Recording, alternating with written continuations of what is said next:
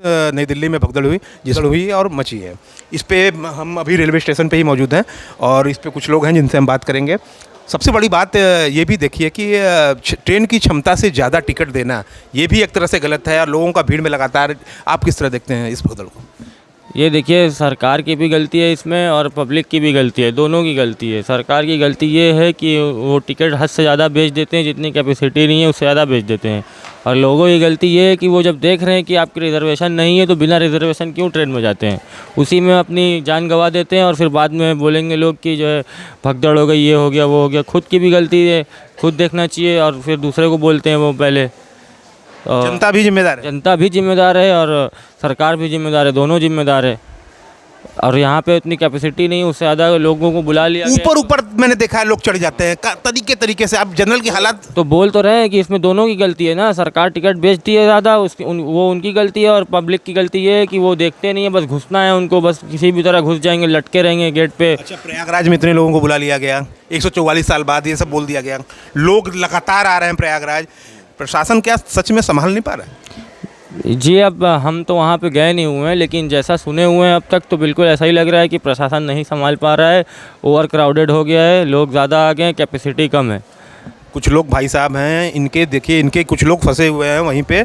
आप क्या कहेंगे? अब सर हम क्या कहें, अब हमारे खुद वहाँ पे फंसे हुए हैं। अब वही बाई रूट जाने का प्रोग्राम बना रहे हैं। अब ट्रेन की पोजीशन बाई रूट जो बस से आएंगे उसमें भी ट्रैफिक लग रहा है, सुनने में आ रहा है। ट्रैफिक तो प्रयागराज में लग रहा है ना, हम लखनऊ होकर के जाना चाहते हैं जी।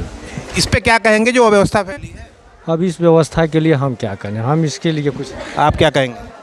किस वजह पे? रेलवे पे दिल्ली में जो हुआ तो जो लगातार हमारे साथ एक भैया है वही बोल रहे हैं टिकट का प्राइस 4 गुना बढ़ा दीजिए, कस्टमर और छोड़ देंगे। टिकट का प्राइस बढ़ा देने से कैसे वो होगा? कुछ गलत बोल रहे हैं, ये तो गलत बात बोल रहे हैं। टिकट का प्राइस बढ़ा देने से कुछ बदलेगा नहीं, बल्कि हम जनता को और दिक्कत होगी और महंगाई बढ़ेगी। कहीं जाने से पहले सोचना पड़ेगा।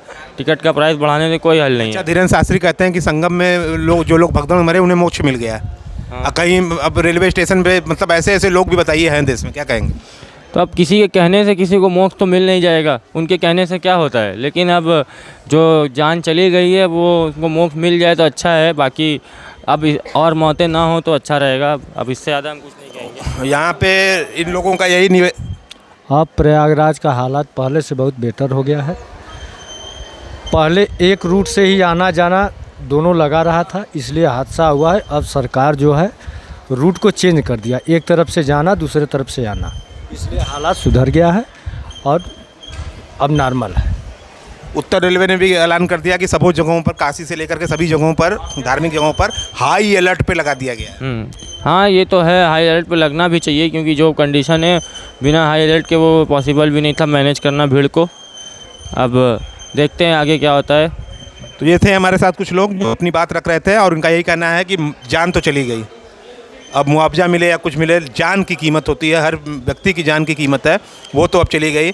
और प्रशासन को भी इस पे ध्यान देना चाहिए और रेलवे में कुछ तो सुधार की आवश्यकता है, बहुत कुछ सुधार की आवश्यकता है। रिपब्लिक हिंदुस्तान के लिए जितेंद्र यादव, धन्यवाद।